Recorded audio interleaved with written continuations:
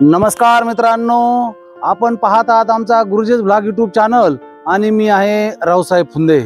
सकाळचे 10 वाजलेत आणि मी आलो आहे बीड जिल्ह्यातील गेवराई तालुक्यातील एक भौगोलिक, धार्मिक आणि ऐतिहासिक ठिकाण असलेलं गाव राक्षस भुवन या ठिकाणी। बंधू भगिनींनो, शनीचे जे 3.5 शक्तिपीठ आहेत, मध्य प्रदेशमध्ये उज्जैन, नाशिकमध्ये नांदगाव आणि राक्षस भुवन शनीचं जे की गेवराई तालुक्यात आहे, या ठिकाणी सुद्धा शनीचं पीठ आहे आणि अर्धपीठ आहे बीड शहरामध्ये। तर हे राक्षस भुवन, शनीचं राक्षस भुवन म्हणून पूर्ण महाराष्ट्रामध्ये प्रसिद्ध आहे। आणि आता आपणाला काही वेळामध्ये मंदिरात जाऊन दर्शन घ्यायचंय।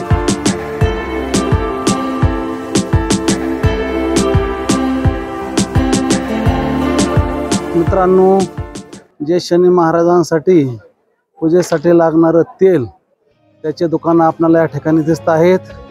आणि या बाजूला पहा की या राक्षस भुवन या ठिकाणी वेगवेगळ्या प्रकारचे दशक्रिया विधी, नारायण नाग बली अशा वेगवेगळ्या पूजा केल्या जातात। आणि दशक्रिया विधीसाठी जे आलेले या ठिकाणचे नातेवाईक आप्तेष्ट आहेत, त्या ठिकाणी आपण पाहू शकता त्यांचं जेवणाचं काम चालू आहे। आणि आता जायचं आपल्याला मंदिराकडं।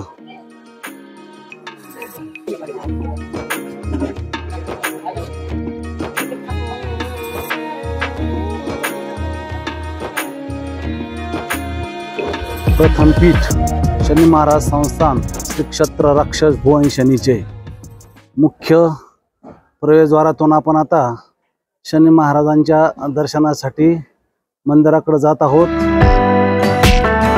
आणि पाठीमागे आपणाला गोदावरी नदीचं विस्तीर्ण असं मोठं पात्र सुद्धा दिसत असेल।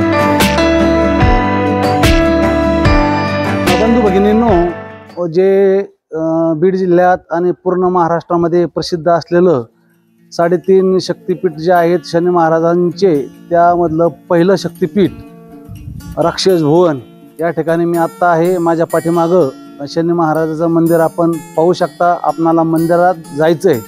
आणि हे राक्षस भुवन आणखीही 2 गोष्टीसाठी प्रसिद्ध आहे। या ठिकाणी दत्तप्रभूंचा जन्म झालेलं एक सुंदर मंदिर आहे। आणि त्याचप्रमाणे मराठे आणि निजाम अली यांच्यामध्ये एक ऐतिहासिक लढाई झालेली होती। म्हणजेच ऐतिहासिकदृष्ट्या असेल, त्याचप्रमाणे धार्मिकदृष्ट्या असेल आणि भौगोलिकदृष्ट्या यासाठी म्हणायचं की आपण पाहू शकता या ठिकाणी आपणाला गोदावरी नदी वाहत आलेली दिसत असेल।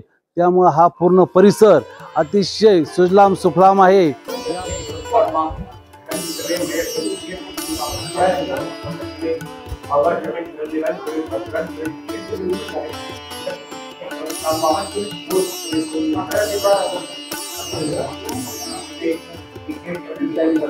बंधू भगिनींनो, आता शनी महाराजांच्या मंदिरात जाऊन आपण दर्शन घेतलेलं आहे। आणि मी गोदावरी नदीच्या काठावर उभा आहे। माझ्या पाठीमागं आपण पाहू शकता या शनीचं जे राक्षस भुवन आहे, इथून एक 5 किलोमीटरवर पांचाळेश्वर म्हणून श्री दत्ताचं एक सुंदर मंदिर आहे, पवित्र मंदिर आहे। त्या ठिकाणी दत्तप्रभू दुपारी दररोज जेवणाला येतात असं म्हटलं जातं। आणि महानुभाव पंथाचं एक आश्रम सुद्धा आहे। आणि अगदी या शनीचं जे राक्षस भुवन आहे त्याच्या पलीकडल्या टोकाला, म्हणजे हे शनीचं राक्षस भुवन गेवराई तालुक्यात बीड जिल्ह्यात आहे। आणि एक गंगा ओलांडल्याच्या नंतर पलीकडे साष्ट पिंपळगाव आहे। तर ते साष्ट पिंपळगाव ज्ञानेश्वर माऊली असतील, सोपानदेव निवृत्तीनाथ यांच्या या ठिकाणी काही काळ त्यांनी घालवला होता, अशा संदर्भाने सुद्धा ते ठिकाण एक पवित्र आहे। आणि त्या साष्ट पिंपळगावपासून काही अंतरावरच आपल्याला माहीत आहे की माऊलींचं जन्मस्थान आपेगाव आहे। बंधू भगिनींनो, आत्ता आपण दत्तप्रभूंचं जे मंदिर आहे त्या मंदिराच्या पुढं मी आता उभा आहे। माझ्या पाठीमागं आपण पाहू शकता। आणि दरवर्षी मार्गशीर्ष महिन्यामध्ये एक 6 दिवसाचा दत्तजन्माचा मोठा उत्सव या ठिकाणी होतो। सोंग, त्याचप्रमाणे महाप्रसाद असा तो उत्सव पूर्ण महाराष्ट्रभर लोक त्या उत्सवासाठी राक्षस भुवन या ठिकाणी येत असतात। माझ्या पाठीमागं आपण पाहू शकता निळ्या रंगाचं जे मंदिर आहे त्या ठिकाणी ते आता बंद आहे। पण आज जवळपास 5 फूट आपण गेल्याच्या नंतर आपल्याला ती मूर्ती दिसते दत्तप्रभूंची।